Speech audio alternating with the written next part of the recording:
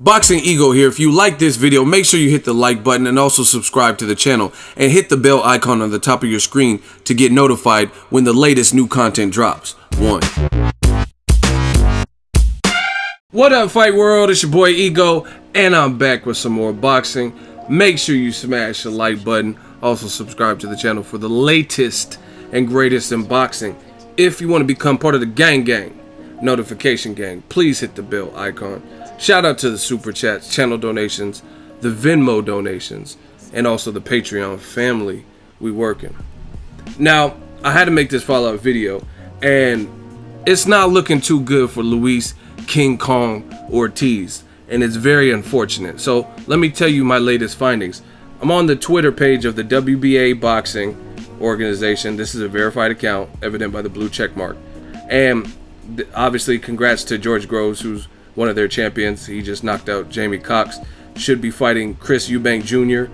in January. Shout out to the World Boxing Super Series and George Groves on the win. But you scroll down, and they have an article on their website. You click on it, and I'm going to read what it says. Luis Ortiz tested positive in sample A. Keep in mind, he was scheduled to fight the WBC champion Deontay Wilder for the WBC belt. And I'll get back to that in a second. And the brief article says, Cuban Luis Ortiz failed his most recent anti-doping test and tested positive for, I'm not going to try to pronounce the names, but those two, you see it on the screen, after the results of his urine tests were known.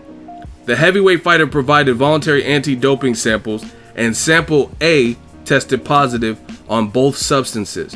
According to the WBA regulations, such substances are prohibited, so the fighter should be removed from all rankings and receive a suspension of at least 6 months.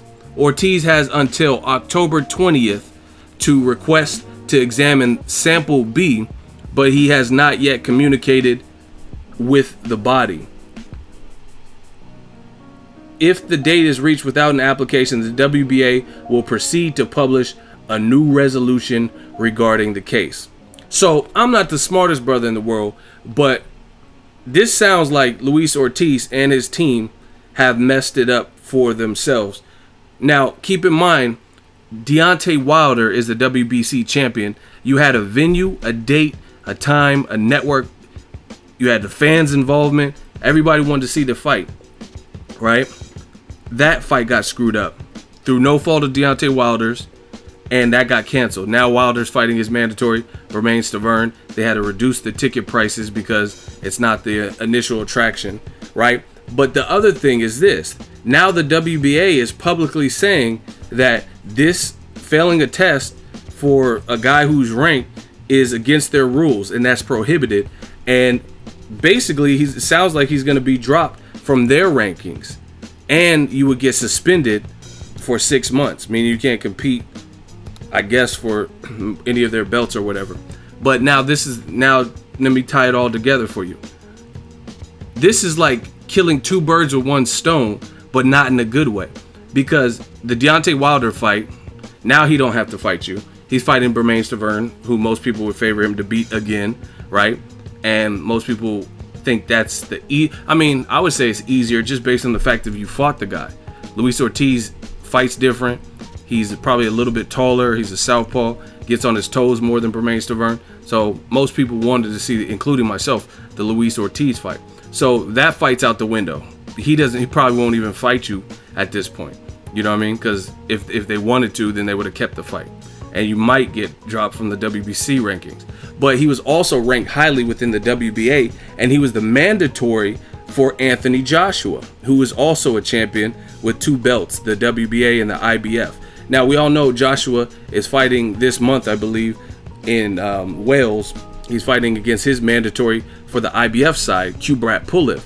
But if this is true, and they said October 20th to request the sample B to be open, and Showtime has this triple header tonight, so I know it's October 14th. So you have 6 days to request it. Besides that, it sounds like Team Ortiz is acknowledging. It sounds like they're going to fail sample B too. So it's not even worth testing, because I think the fighter might have to pay for it. You know what I mean? But you know this is probably going to show up in your system because they're attributing it to this heart blood pressure medicine or whatever. So, I mean, to test sample B is probably going to show the same thing. If you already failed sample A, in my experience, and I'm not VADA, USADA, WADA, and all that, but in my experience, I haven't seen too many examples where fighter fails sample A and then they test sample B and then that one comes clean. You know what I'm saying? I haven't seen that, and I've reported boxing for quite some time. So this is just a mess for Luis Ortiz. You know what I mean? Because not only the Deontay Wilder fight, he got to get out of that, and rightfully so. You know what I mean? Everybody should be fighting on an even playing field. But now it sounds like he's going to get dropped from the rankings from the WBA. So we'll have to wait and see, but this is the way I interpret it. You guys let me know if you interpret it different. But from what it says the fighter should be removed from all rankings and receive a suspension of at least 6 months.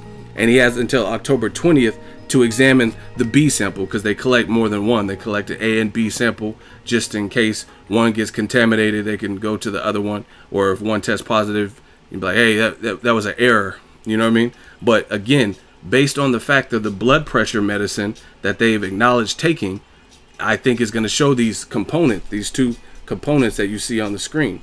It's going to show them in the sample B. So basically it sounds like Luis Ortiz is going to be dropped from the rankings. Very, very bad stuff. And like I said, I can't feel remorse in the situation when it's negligence. Luis Ortiz is like, he's older than me.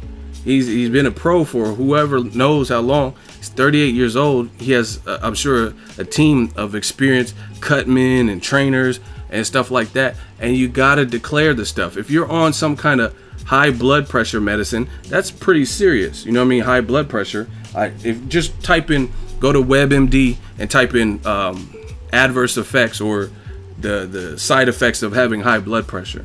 It could lead to stroke, heart attack. I mean, those are the extremes, but other stuff, diabetes, I'm sure, and different things like that. So it's a pretty severe condition that you have to manage and get under control. So for him or his team to not declare that and acknowledge that, even, you know what I'm saying, let's say he's not doing something and using it as a masking agent and flushing something out of his system by using kind of diuretics or whatever to mask the presence of something harder. Even if that's the case, it's still negligence. You know what I'm saying? And that's just the way the game goes. If I go, like, for example, I go to trips all the time to cover these fights. Sometimes I rent a car. I had to rent one when I went to Terrence Crawford's fight, because the media workouts and all that was in Omaha, and the actual fight, the night of the fight, was in Lincoln, which is about an hour away. So I rented a car for the last day to go drive to the fight, you know what I mean? Because the Uber would have been ridiculous going an hour to, you know what I mean, an hour away to another city. And I'm not from Nebraska. I'm not from Omaha or Lincoln or anywhere in the Midwest. You know what I mean? I'm born, like, I'm raised, not born, but raised in California. So bottom line, when I rented a car, if I'm just driving 90 miles on the freeway, that ignorance is no excuse. Negligence is no excuse. If I get pulled over, I'm going to get pulled over and get a ticket. You know what I'm saying? Oh, hey, I'm not from here. I didn't know the speed limit was only 70. You know what I mean? You can't really do that. And when you fill out that paperwork, it's imperative that you declare it. I remember, speaking of traveling, I was going to a fight, and I have a little carry-on, like a plastic bag with little snacks and stuff like that. They said, do you have any water or liquids in there? I said no, but I forgot I had a water bottle. I had a water bottle that was in there. You know what I mean? So it went through, and then they're like, oh, we got to search your bag. So that was my bad, because I told them they give you an opportunity to dump out any liquids, because ever since 9/11, post 9/11, liquids, they have certain liquids that can be used for explosives and stuff, so don't let you carry the liquids onto the plane. You know what I mean? And I told them no. I said I didn't have no liquids or water or anything, and I really did, because I forgot. So in that instance, that's my bad. So no matter which way you slice it, to me, I think it all falls back on Team Ortiz, and that's the honest truth. And I like Luis Ortiz. It seems like he has a cool team and stuff, but like, you can't let stuff like this slip through the cracks. And it's evident, because now you see the ramifications. He had a shot and a gateway for big paydays and a crack at 2 champions, and now he probably won't get a crack at either one of them, and he's 38. You guys get me? You know what I'm saying? The WBC hasn't ruled if they're going to drop him from the rankings, so maybe he stays and maybe he can fight Wilder. I don't know. But from what it looks like the WBA is saying, if his sample B comes back with the same ingredients in it, then he's toast and he's going to get suspended at least 6 months and drop from their rankings. You know what I mean? So, and again, I don't see, if you already admitted that you're on these pills and that you didn't declare that has these ingredients in it, I don't understand why your sample B would come back negative when it was already showing positive in the sample A. So very unfortunate for Luis Ortiz. I don't know where he goes from here if he is dropped from the rankings. Let me know your thoughts. Drop it in the comment section. Make sure you smash the like button as always. Hate, comment, and subscribe. Till next video, is Ego signing off.